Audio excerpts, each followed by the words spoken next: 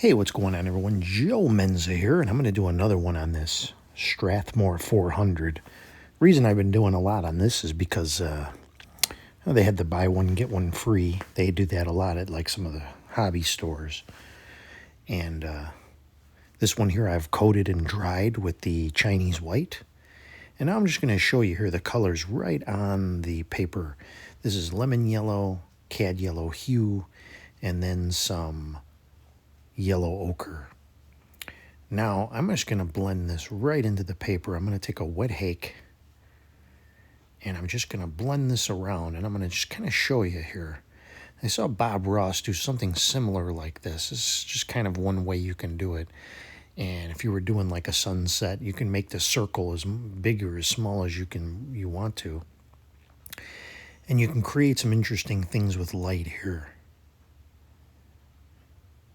And just kind of blend that.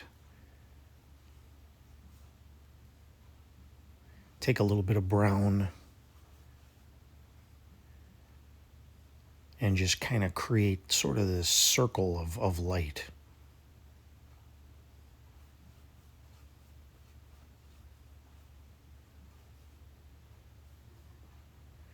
And I'm just going to blend this in a little bit, very lightly with a dry brush.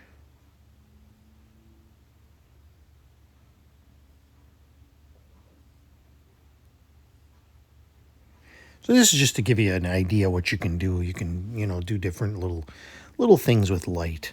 If you want it to be round and kind of look, like a sun or a sunset or something like that, you can do this. You can do it at varying different sizes.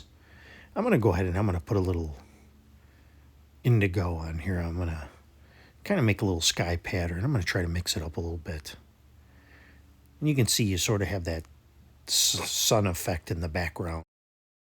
All right, so just a little heavier on the indigo now.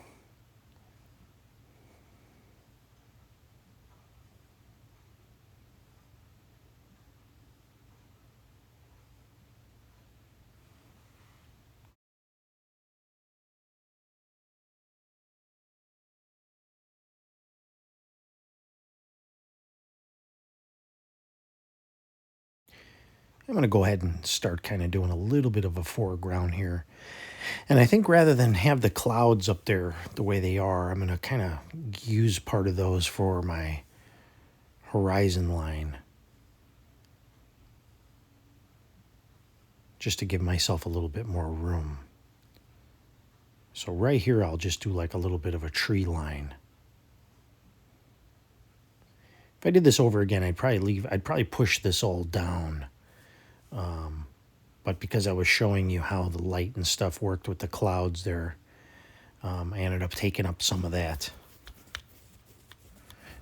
And I think that if I was working on a bigger sheet of paper, it probably would give me a little more flexibility there too. But that's okay. We're looking for areas of light and then playing dark against the light.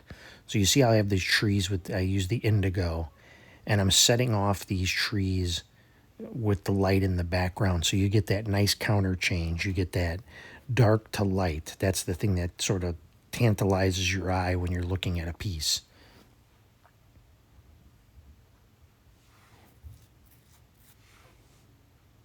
I've been going to this indigo because it's almost like a Payne's gray, but it's a little bluer, and it's kind of been more of a go-to color here on my palette.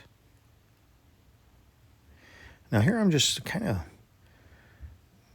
dabbing in some yellow, some lemon yellow, kind of letting that melt into the dark color.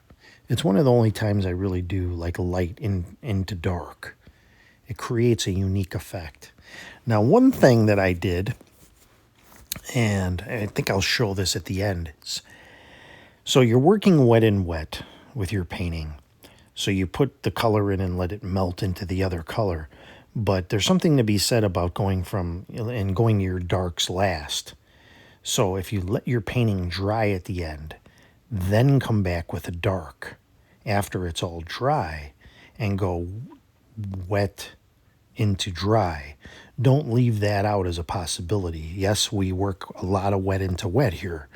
But that doesn't mean we should totally abandon the idea of a wet into dry or coming back later or see what something needs kind of a thing. So keep your options open in that area is my point. So I'm taking my cloth here and I'm clearing out this. I think I'm going to have a little bit of water in here. Kind of give you an idea how I sculpt this out. Hit it with a little water, lift a little bit out, and I start to see my idea or vision, whatever you want to call it, come into play. So I'm giving it a little bit of spray.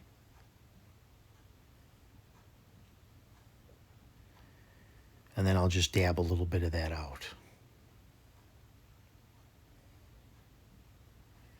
And that'll make for some good water.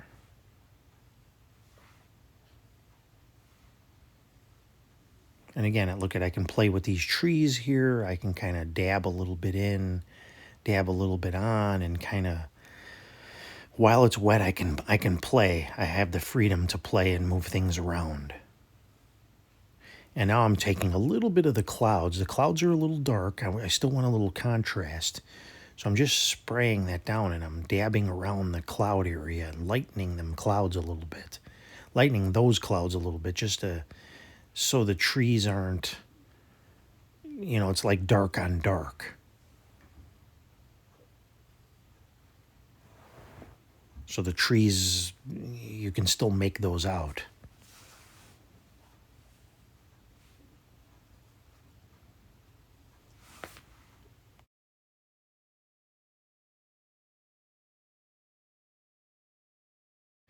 So now that I have most of the essentials laid in, now I can start actually layering in more detail, more shaping the trees, combinations of the light and the dark, and shaping the trees and making the trees look more like pines. Again, just that little back and forth layering that you see me do that I like to do. Put a little dark, back to a little bit of light. Same thing with the trees down below, foliage down below, leaving that middle section open now for the light that's going to be showing from the light above. So you have light, then dark, then light.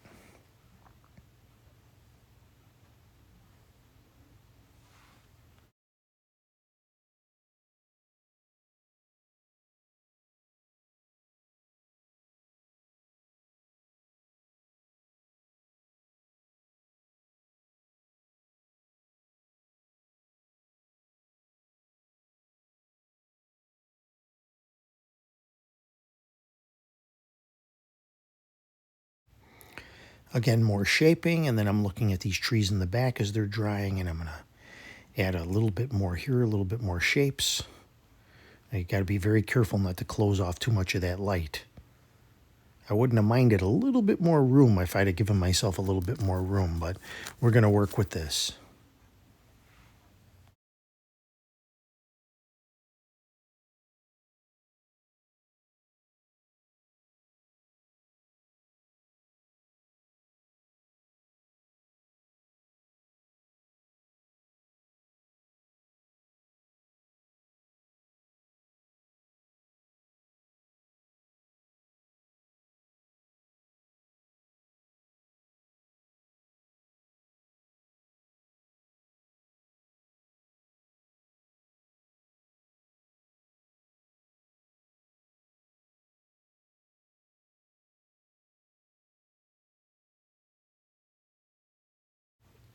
Okay, so I got a lot of green, a lot of closed up areas now.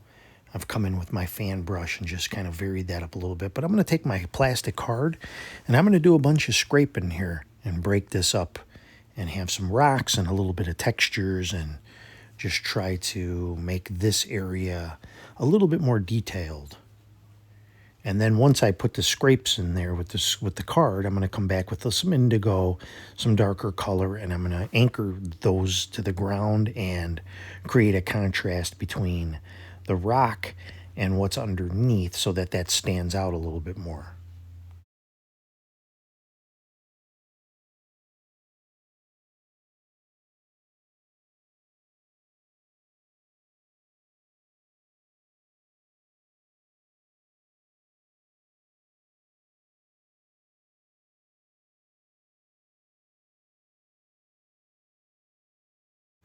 Okay, now that I've done that, I'm going to take a little bit more lemon yellow and I'm going to put in some highlight colors over the top here where the light would be catching on some of the foliage.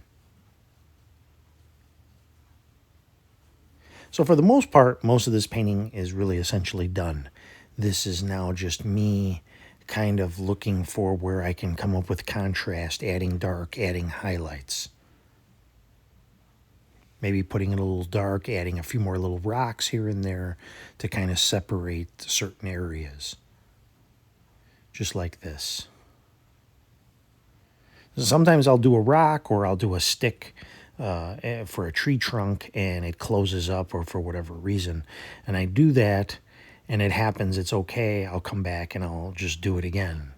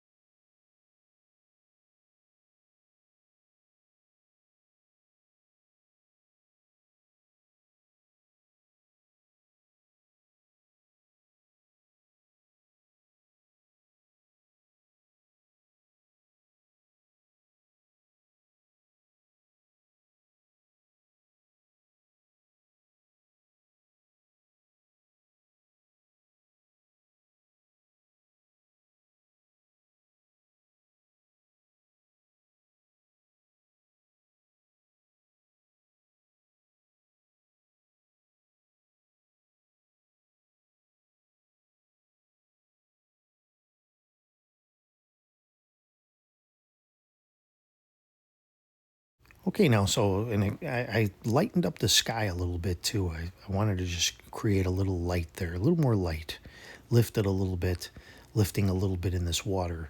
What I'm going to do is I'm going to take my bleed proof white. You've seen me use that now in a couple of videos. I've been opting to use that over gouache and over Chinese white. It's still considered watercolor according to the label anyway, and it's considered a zinc white.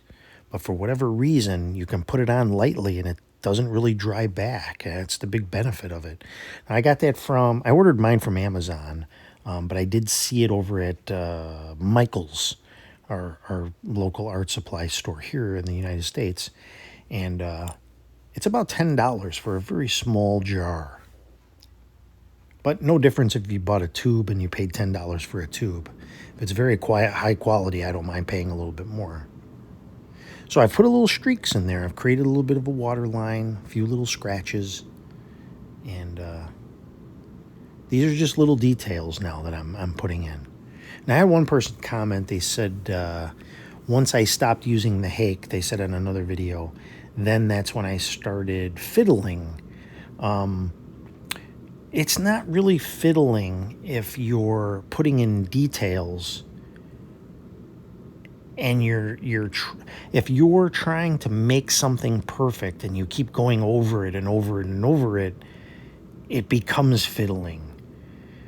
For me, I don't feel like I'm fiddling. I feel like I'm just going through my process and I paint until I get it right. I know this is sort of a gray area, but fiddling is like when you just keep on going over and over and over something again. This has actually become part of my process where I shape the tree and I make it a little this and I make it a little that. I'm enjoying myself. Fiddling tends to be something that ruins a painting by you meddling too much with something that was already perfect anyways. I'm building towards something. So I'm getting a little more detailed as I go. I don't feel that it's fiddling. I don't feel that I'm fussing. There are times when I've gone back and I've fussed a little bit, but I'm having a good time. I don't feel like I'm ruining the painting, and it's become sort of my method. So I don't feel like it's total fiddling or fussing. But it is true, you want to limit that as much as you can. You want to lay something in and kind of leave it alone. You can easily ruin a sky by fiddling. When I first started, I've said this many times, I didn't feel like I could change anything in the painting. Once I laid it down, that's it. That's all you can do. But as I started I kind of did fiddle, but in the fiddling, I was able to figure out how far I could push something. So it's not entirely a bad thing. It's not a bad thing to try to fix things, only if you really get caught in a rut with yourself and you constantly keep doing that. But you leave some room for experimentation, like, can I lift this? What if I lifted this paint out? Or what if I went from dark to light, or in wet to wet, I was letting the, lighter color kind of melt into that's more or less what I'm doing. And in the past, when I've done that and I like the results, I've kept that as one of the things that I do when I'm putting together the painting. It was a successful method for me. So now we're doing a little light, a little dark, and just as sort of my detail phase here, as I always talk about. And when I put in the final little finishing touches.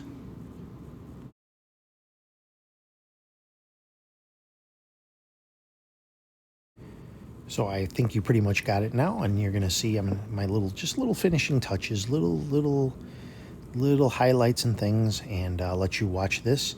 You can skip to the end if you like, I, and I'll see you there.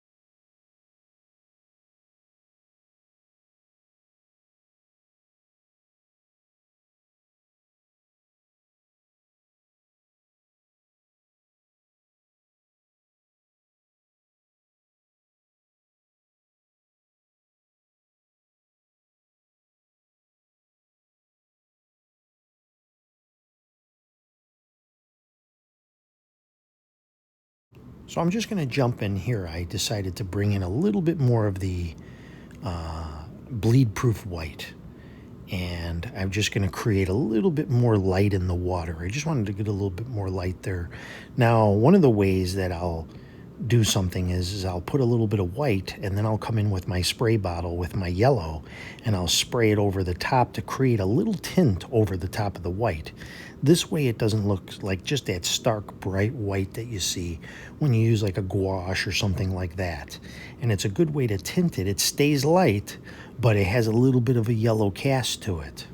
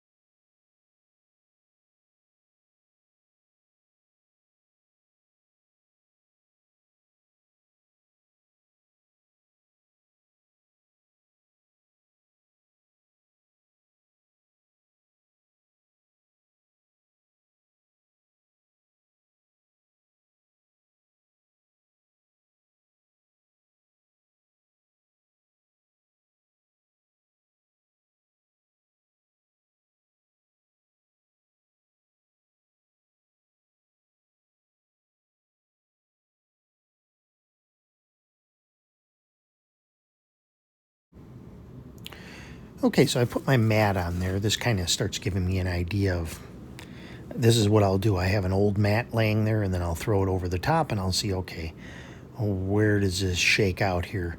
And now I'm just putting in some little highlights, touching, dabbing things with my fingers and so forth. I'm happy with the light. I'm happy with the greens, and just grabbing some little highlight colors here. Just using my finger. So I enjoyed painting this one. I hope you enjoyed watching. I thank you for your support, views, comments, and all the ways that people help this journey come along.